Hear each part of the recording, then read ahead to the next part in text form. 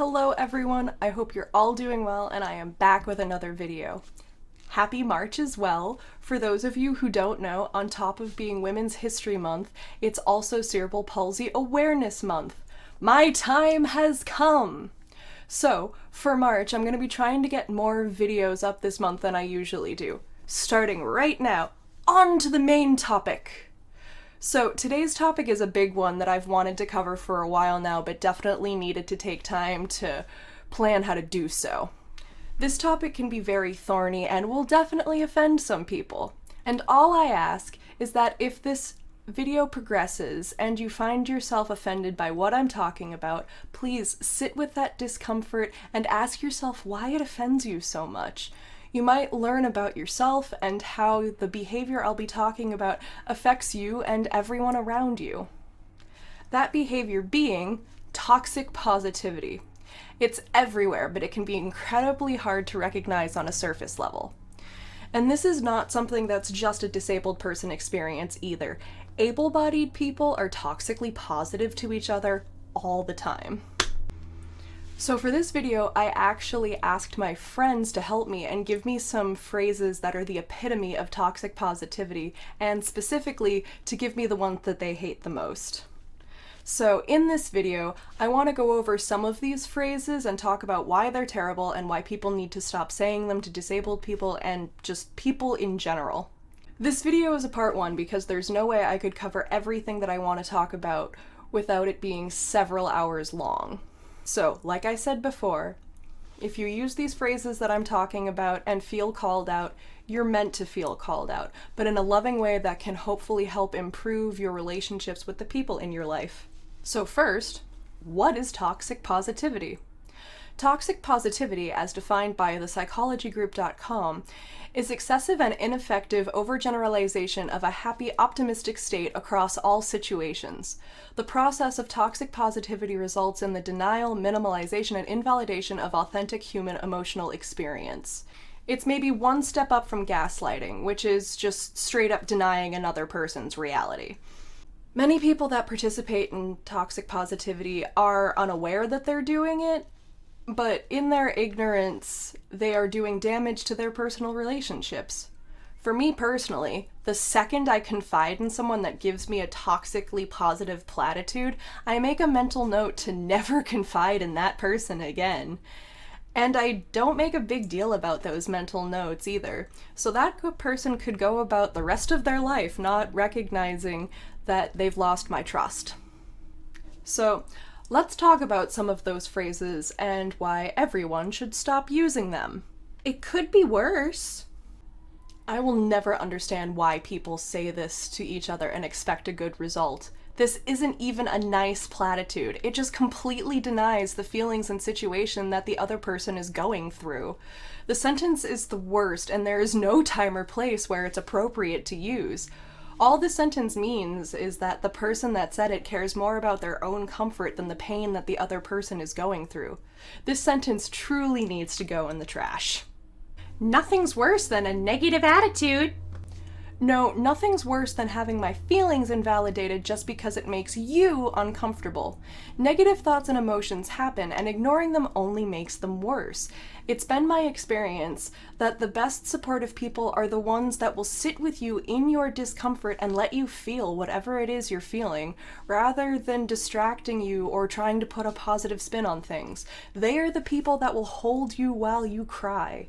Negative attitudes are storms that will pass, especially if given the proper care they need.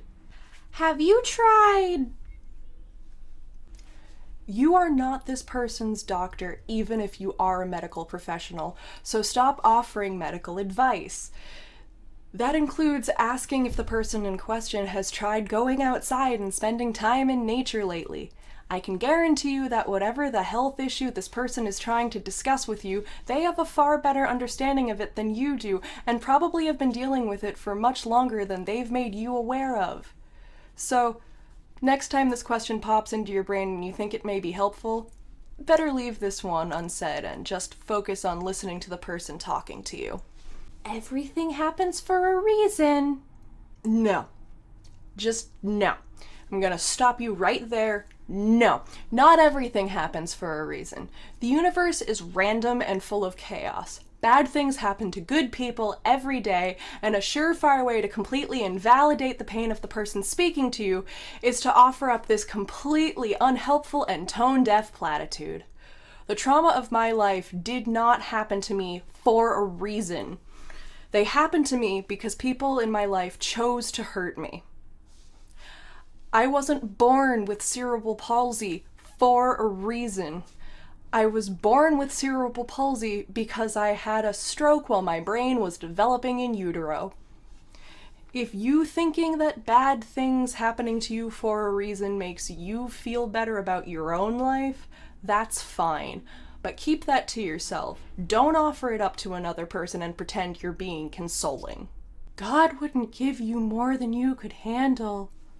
Again, stop with this one. Your God, whoever they may be, has nothing to do with my life, and I'd appreciate it if you didn't insert them into it. And I say this as a deeply religious person, though I am not Christian. The gods I believe in have nothing to do with the bad things that have happened to me. They are where I draw my strength to get through my day. My life is way more than I can handle, yet every day I have no choice but to handle it. The people that have said this to me in my life are also the people that tend to be better off both physically and financially. People constantly have more on their plates than they should. We all have more than we can handle, so we better stop kidding ourselves. You're such an inspiration. I'm gonna cover this sentence and more like it specifically in another video about inspiration porn, but suffice it to say, no, I am not.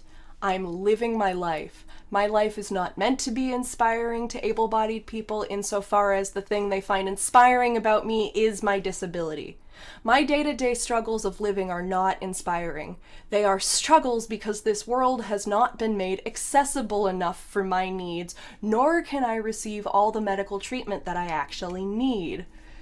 You say that you find this inspiring, but I don't see you running off in a hurry to become disabled, because deep down you know how lucky you are that you don't have to experience this. So again, throw this one in the trash with all of the other sentences we've talked about. What doesn't kill you makes you stronger. After a year of COVID, maybe we can finally retire this one and all the stupid songs that go with it? What doesn't kill you didn't kill you and will probably try again. I'm incredibly thankful I survived getting COVID myself back in December, as I'm in a high-risk category and there are over 500,000 dead from COVID in my country alone. However, having survived it doesn't mean I'm stronger for it. I have lingering issues that I might just be dealing with for the rest of my life, tests still pending. I thought I suffered from chronic fatigue before, and now I can barely keep my eyes open. But also, I don't sleep restfully either. Look on the bright side. No. What is so wrong with being down sometimes? Now, this sentence is the most context-dependent in my list here, but it's still not great. Remember, your job as someone's friend when they come to you distressed about something is to try and meet their needs. If they're looking for a distraction, you could say something like, look on the bright side, I'm here to help. Something that could actually be a helpful thing for them to hear in that moment. The issue with this phrase typically comes when you attach one of the other phrases to the end of it. Look on the bright side, you're such an inspiration. Then this phrase just becomes wholly icky. My advice is just to steer clear. You can do that really well for a disabled person.